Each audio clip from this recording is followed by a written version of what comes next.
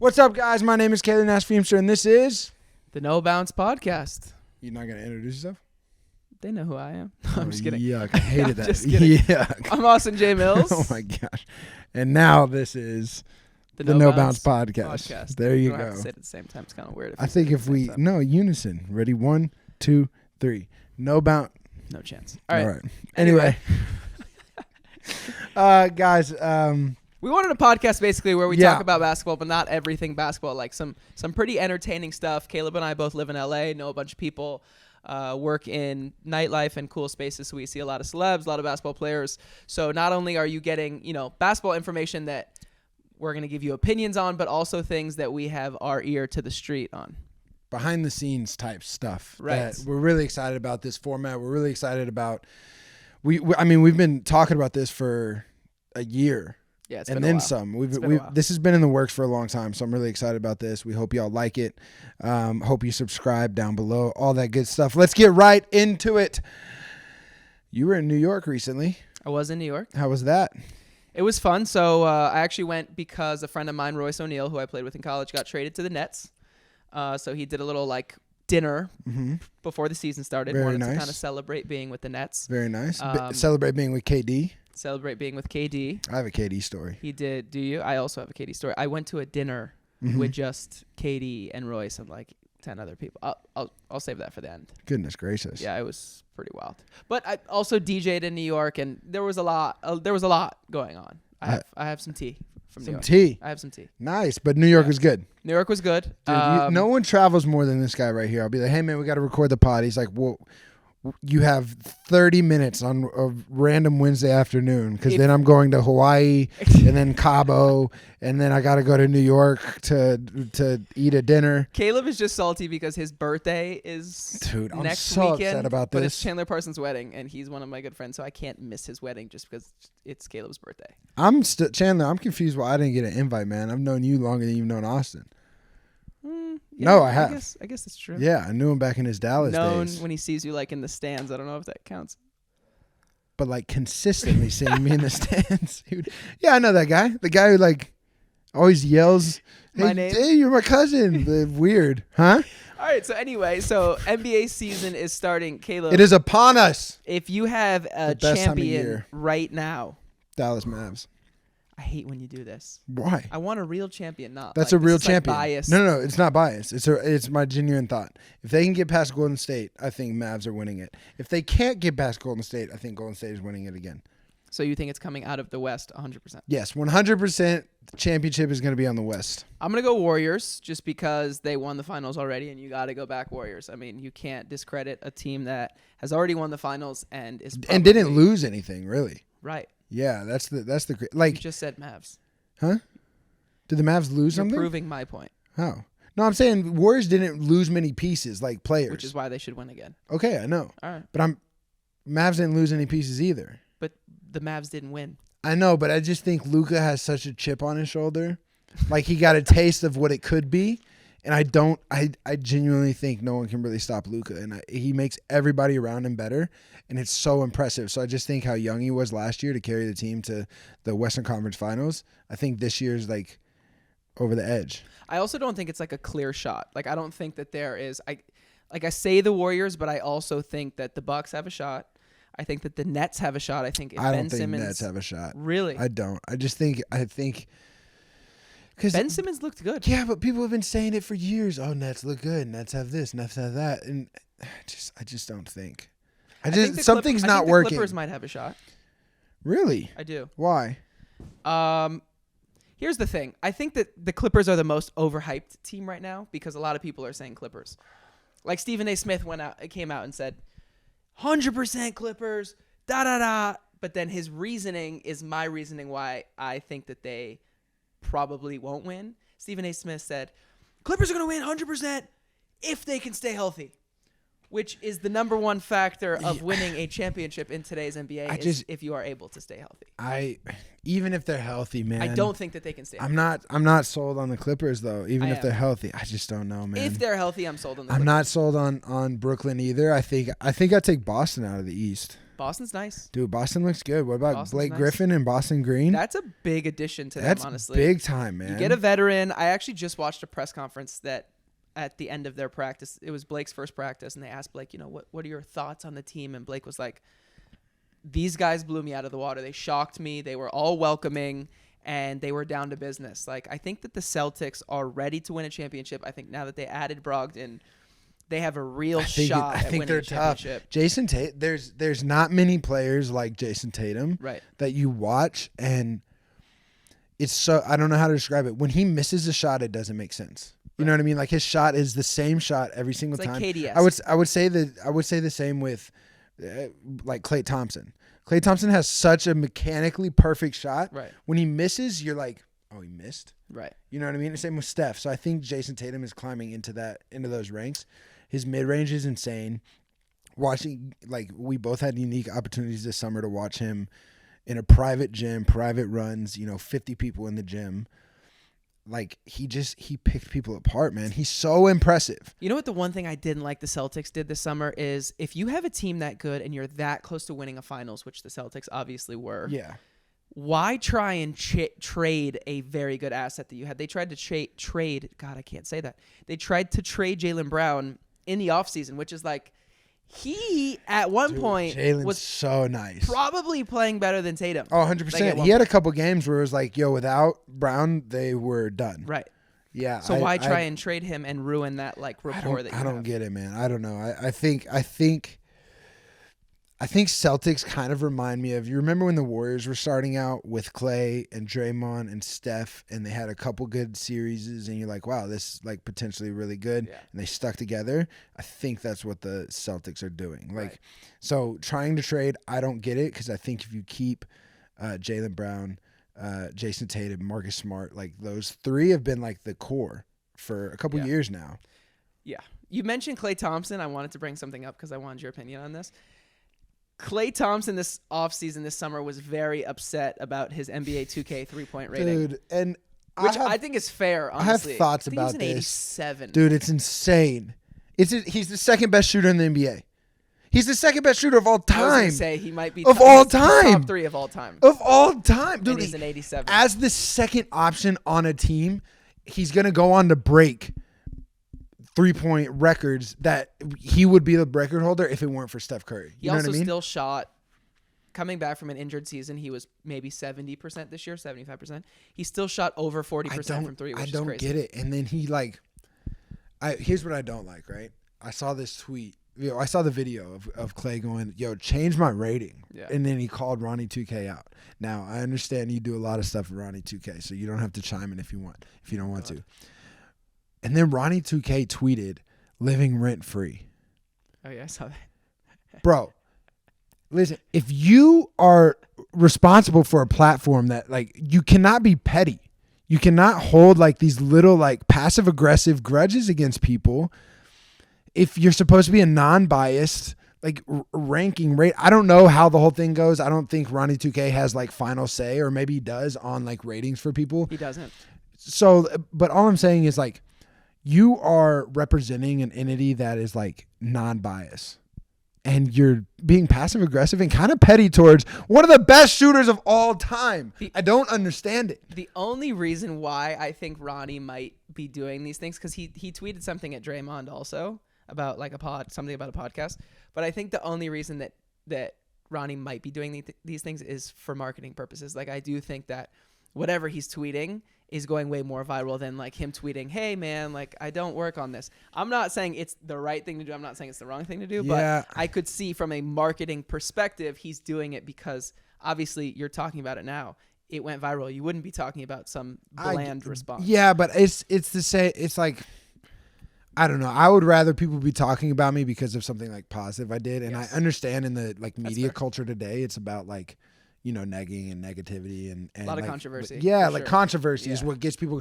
And trust me, I've had moments in my social media career where I could have taken like the low road and said something controversial and like probably got a little bit of clout off of it.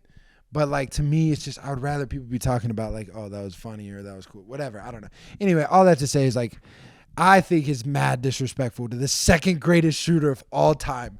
that his 3-point rating is below a 90. Right. Like, what is Steph's? Do we know? I don't know what Steph's is. It's for sure high. It's got to be. Sure It's very probably like high. a 94, 95. It's probably higher. Maybe 97. Yeah. Like, no way it's 99. No, it's not. Maybe 97. I don't know. Y'all can fact check me on that Yeah. one. But, like, you telling me Klay Thompson is 10 points lower than Steph Curry? Absolutely not. No.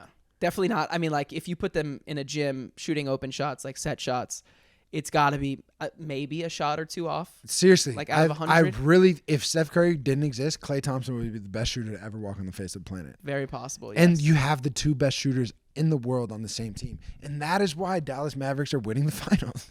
Yeah, literally, he's just hyping up the Warriors. Like, Luka! You know why, though? I want to play Luka and Trick Shot Horse so bad that I will say anything to make Luka happy. Luka, you're he's the man. also You're from winning a Dallas, so championship. I get it. You I am gotta, from like, Dallas. Rep the home team. Yeah. What do you think about JaVale McGee now on the team? I've always thought JaVale he plays hard. You know what the funny thing He about plays JaVale so is? hard. If you look at JaVale's stats, you look at teams that JaVale has been on. JaVale has always helped those teams. Always. But he gets a bad rap because freaking Shaq puts him on Shaq in a fool. Shaq messed him up. Every episode. I know people joke about it, but I genuinely think that Shaq took money out of JaVale's pocket. I actually don't disagree think with you he because got a JaVale. stigma. I remember when JaVale first went to the Mavs. This was years ago, and he got on the team, and everybody was like, "What is JaVale McGee doing on the Mavs?" And he helped the team. Of course, he always out. helps. And watching the games, I was like, man. He messes up, and I genuinely believe this. He messes up not because he's goofy and unathletic. He messes up because he's going 110%, 110% of the time. Right. Like he is sprinting baseline to baseline, getting rebounds, Block outlet shots, passes, and then like 4 or 5 possessions in a row, he's gassed. And I watched this man, I watched his legs give out, and I felt bad for laughing because as an athlete, those moments where like, oh, my body just isn't working. That hard. Yeah. But he's doing that, and he's 7'1" or 7 3 foot. once in a while, which is kind of dope so too. weird. It's so weird. But then his legs will just go out, and he looks like Bambi, and you're like, oh, JaVale, you're doing so good, man. Yeah. But I think he adds to every team. 100%. Every team. So I was scrolling on TikTok the other day. Oh man, I know where this is going. Okay. For those of you that don't know, Caleb works at probably the most popular restaurant in LA. He controls like who comes in and out of the door at the restaurant. It's called Catch. It's arguably the most popular restaurant in LA. And I think it's the most profitable. For good reason because, and I'll let you get back to good reason because the food is actually incredible. It's not one of these spots in LA that's Great like food. overhyped and you're paying $100 for a plate that's like this big. Like the food is really, really good. I've been to Catch dozens of times before I started working there with, the first time I ever went was with Austin. It was for a brunch. I don't know if you remember that. I remember it. But that was the first time I met the owners and like all that other stuff. So it's really, really good. But the vibe is really incredible as well. It's a really beautiful restaurant on a rooftop in LA. I want a raise. I need a raise. I honestly need a raise. That's what I'm asking. Also, there's a story coming and he's trying to like back himself up. That's why he's giving you all this. A little bit. Okay, go ahead. Continue. So anyway, I'm scrolling on TikTok and this girl I see is complaining that she didn't get into Catch. And Caleb's not really like the type of person to like have a big ego and just like not let people in for no reason. Correct. So, and automatically when I knew that she said she wasn't let in, I knew it was obviously Caleb at the door. So I had to ask Caleb what the reasoning was. Apparently, and the funniest part is it actually backed up, but apparently Caleb told me that her outfit was very revealing, which is inappropriate for Catch. We have a dress code. Right. But there's a dress code at Catch. There's celebrities, but there's also like adults and, regular people in there that don't necessarily want to see titties. The amount of families that come to Catch as their vacation. Like people will come from Wisconsin and they'll be like, we've been waiting for 3 months for this. Right. Anyway, let me finish my story. Sorry, go ahead. So the girl films the TikTok. She's like, I can't believe I didn't get into Catch, blah, blah, blah. And this was my outfit. And here are the photos of my outfit. And then she goes, oh, wait, I can't even show the photos of my outfit on TikTok because it will get taken down. It'll get deleted. So she was that nude that she couldn't post it on TikTok, but she believed that she should get into Catch. She was so upset at me. I wish she like name dropped you or like put your. Oh, I was when you first did it. I was like, oh, in. please, because I would have commented on it. I genuinely would have been like, I would have been like, hey, if it wasn't that bad, show the photos. If I had a restaurant, I would welcome her with open arms. If we know you would. Idiot. Look, here's the thing. I have to uphold the standards of the restaurant, and we do have rules. We have dress codes. Like, gentlemen can't wear like flip-flops, things like that, right? That's fair. Shouldn't wear flip-flops anywhere. To dinner, guys. Yeah. What are we doing?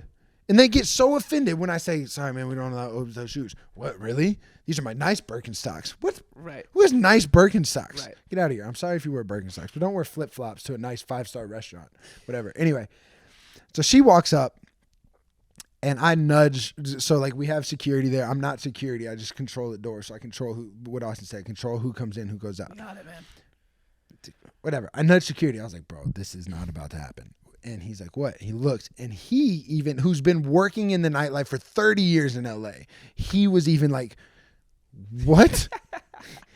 So a big trend right now is because of like Gigi Hadid and Kardashians, they're wearing them, are these like mesh bodysuits, but they typically wear something underneath, like a bra or shorts or whatever. Like they wear something underneath. Part of our dress code is no mesh. She's wearing one of these mesh jumpsuits with nothing, absolutely nothing underneath. Sounds pretty tight to me. If you ask me. Shut up. Absolutely nothing. Because like there are sometimes when you have to squint and be like, is that it? Is that it? There was no squint. It was, she walked up and I was like, wow, everything is out. Everything. And then she has a fit. And she starts not yelling, but like very high talking, like, guess I can't get into here because I'm too much of a fill in the blank and saying all these things. And I was like, no one ever said that. Would love to know what the blank was. I didn't say it. Well, I don't know if I can say it. Okay, don't say it. Yeah. Tell me later. Yeah, I'll tell you later. You rhymes with bore. You get a photo of her by chance? Just for records, for catch records. For the future. Like, excuse me, miss, you can't get in tonight, but let me just... Case study. Let me just take a photo. All right. It really isn't. It was insane. Let's get back to New York. Actually, speaking of Catch, Royce had his dinner also at Catch. So Catch or Catch Steak? Catch Steak. Oh, Catch Steak New York is one of my favorite restaurants. Very dope. Ever. So good. Just getting back to it. Basically, Royce had a dinner in New York and invited a few of his teammates and a few friends. Mm-hmm. And it was literally like 12 people in a room. And he invited KD, obviously, because it's a new teammate. And KD showed up just solo. Just came by himself. Love it. To hang out. Love it. Full conversation, was like super in tune the whole time. We like had conversation the entire time watching a football game. He is such a dope guy. He gets such a bad look because of all the like social media stuff. Yeah. Such a genuine, so cool. Nice. And I wouldn't just obviously say this, but honestly was a very good dude. Yeah. So like the first time I met him, I thought he was just gonna. I didn't even approach him or stick my hand out first to meet him because I was with Frankie, I was with Bia, and a couple other guys at one of the runs, and I was just chilling there because I was waiting to go to lunch. I was standing kind of behind Frankie, right, and Frankie's going to talk to him. A buddy of ours is going to talk to him, and I don't know, 3 seconds into the conversation, Katie goes, "Oh, my fault, bro. I'm Kevin." And like dapped me up, and I was like, "Oh, Kevin, what's your last name?" No, but he was like, and like reached his hand out, shook my hand. It pretty much invited me into the conversation because I was just minding my business. It's not that I was nervous or anything. They were talking about personal stuff, right? But he kind of like pulled me in and like just a very, very genuine guy. Same thing. Showed up to those runs by himself. Right. I love seeing superstars, athletes or actors, musicians, whoever they are, wanting normalcy. Right. And that's what I think it comes down to. Like back to Catch and whatever, like we have so many people come up who think they're celebrities with security and posses, and we have a reservation for 2, but I have 10 people with me. Can we get in? And it's just like, and then you see the ultra fit, like Russell Westbrook came in the other night. Yeah. Just him and his like cousin or brother, I think, just to kick it and have a drink. Yeah. Just mad cool. Yeah, Russ is super cool. I think Russ gets a really bad luck too. I feel really bad for Russ because he's in LA. He's got a lot of expectation and there's so much pressure on his back. And Russ is one of those dudes. I've known Russ for a very, very long time. Just a genuine person. Yeah. And I think people take it too far in, yes, he might make a bad play, but that doesn't mean that you can, say something offensive or say something rude or say some, like, they're normal people. they're humans. They Right. make mistakes. They have bad games. Yeah. Like you telling me all of y'all sitting on the couch at home, like when you played JV or varsity or even in college or whatever, you telling me you were perfect from the field. So you expect somebody in the NBA who's playing with the best players in the world to be perfect from the field? Like, yeah, he had an off season. Like he's in a new city. Meanwhile, Caleb and I were like cussing out the ref at the adult league last night. This ref, first of all, Austin was cussing. Caleb got a tech. I got a tech. I got a warning. I got a tech, and I had 4 fouls by the end of the night. I'm surprised I was still in that game. I will say he was god awful. He was if you were atrocious. going to be a recreational referee, you cannot take every little thing personally. Caleb said that should have been an and one, and he teed him up. Honestly, I would have Give me a teed you tech. too, though. I was on the bench. You have a techable face. Oh, is that it? Is that Yeah. right? Yeah, I've had You know, that people that before. just have techable faces. A Just ref, want to look at them and a tee ref 'em up. told me that one time. He was like, I just want to give you a tech, and I don't know why. I was like, geez, thanks, man. Makes sense. But like, one play, I go in, I get a layup. Austin's hurt.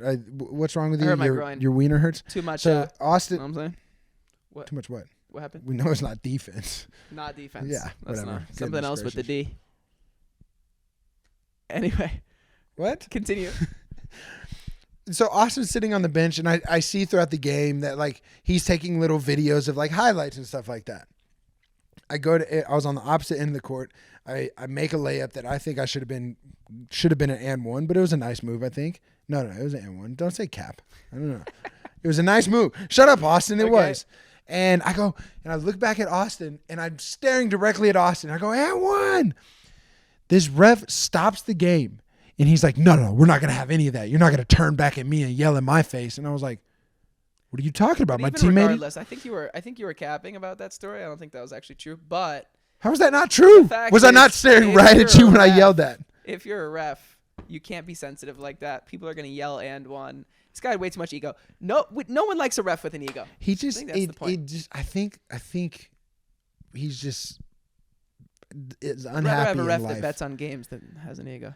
And you know what? Bet on us, man, because we even with the bad ref, we beat him by 30. So I'm not even tripping about it. Or it might have ended up being like 15 because at the end of the game we were just playing around. All right, we're gonna wrap this. Don't want to bore you guys too much with Caleb's. What are you talking about? These Yeah, I still have 10 nonstop more topics chatter. to talk about. That's I have next so many episode. things to Next talk episode. about. I had a genuine one that I was going to ask, What? but now I've forgotten. We'll wait for the next one. All right, we'll wait for the next one. Before we go, Austin, give us your bets because Austin is a betting man, and whatever he says, do the opposite if you want to win. I took the Rams last night, so I'm a little cold. I was actually hot last week. I'm a little cold right now, but next pod I'll give you guys a bunch of bets. Don't listen to him. Seriously, Listen if you to them want to all. win, do the opposite. But if you haven't yet, please make sure you subscribe. Stay tuned for episode 2 of the No Bounce podcast. Once again, I'm Caleb Nash Feemster. If this podcast does well enough, we might just turn this into a full podcast. Deal. If this podcast does well enough, if this episode and next couple episodes do well enough, we're going to turn this into a full-time podcast thing. Let's go. I'm Let's Austin do J. it. Mills. Thanks for listening. Peace. That was painful. I was getting a fist bump and